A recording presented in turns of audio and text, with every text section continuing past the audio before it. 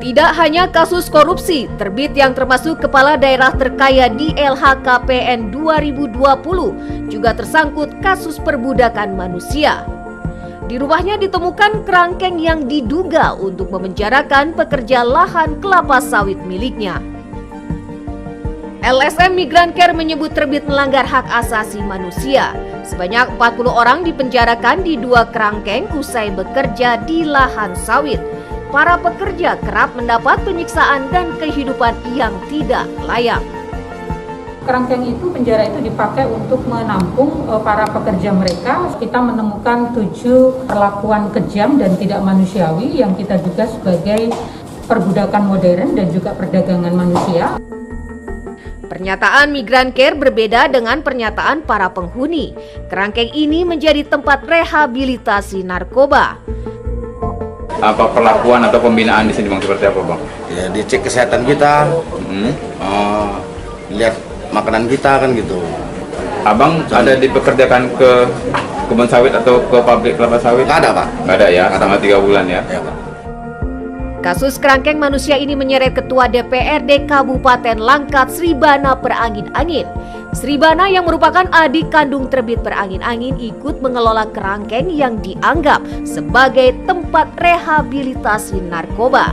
Namun hingga saat ini belum ada izin tempat tersebut memenuhi syarat lokasi rehabilitasi narkoba.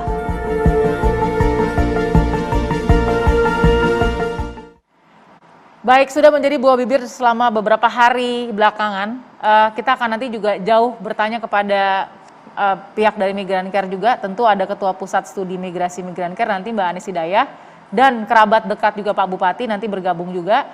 Tapi saya akan bertanya dulu dengan perempuan-perempuan hebat yang sudah ada di samping kiri dan kanan saya yang hadir di Perempuan Bicara pada malam hari ini. Apa kabar Mbak Devi Rahmawati sebagai pengamat sosial kita? Insya Allah baik Mbak, terima kasih. Baik, oke. Kemudian ada Ibu Kusnul Maria, dosen ilmu politik UI. Apa kabar Bu Kusnul? Alhamdulillah, Assalamualaikum semuanya. Waalaikumsalam, selamat datang kembali Bu Kusnul di meja Perempuan Bicara. Oke, dan ada Bu Irma Caniago sebagai pengamat politik kita. Apa kabar Ibu Irma? Baik, Alhamdulillah. Oke, tadi saya sudah bilang akan ada Mbak Anis Hidayah juga ya, yang akan mungkin membeberkan fakta-faktanya yang ditemukan oleh Migrancare dan juga sekerabat dari Pak Bupati ya. Nanti ada Pak Suparman Perangin-Angin.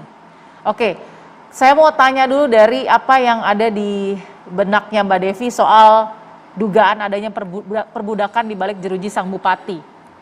Ya, bicara perbudakan modern yang perlu difahami adalah ini kejahatan yang tersembunyi.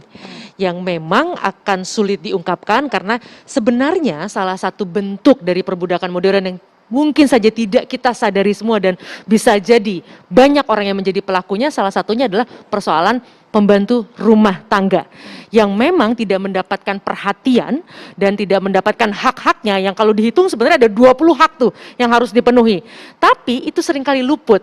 Nah, perbudakan itu adalah ketika kita menjadikan orang lain layaknya barang yang sesuka hati kita untuk kemudian kita pergunakan, lalu kita rampas hak-haknya, hak tidurnya, hak uangnya dan sebagainya. Tapi yang paling menarik adalah di dunia memang bukan hanya itu, bahkan ada catatan ada 122 produk barang, entah itu tas, entah itu sepatu dan sebagainya yang merupakan hasil dari perbudakan modern yang juga dilakukan di negara-negara maju sekalipun.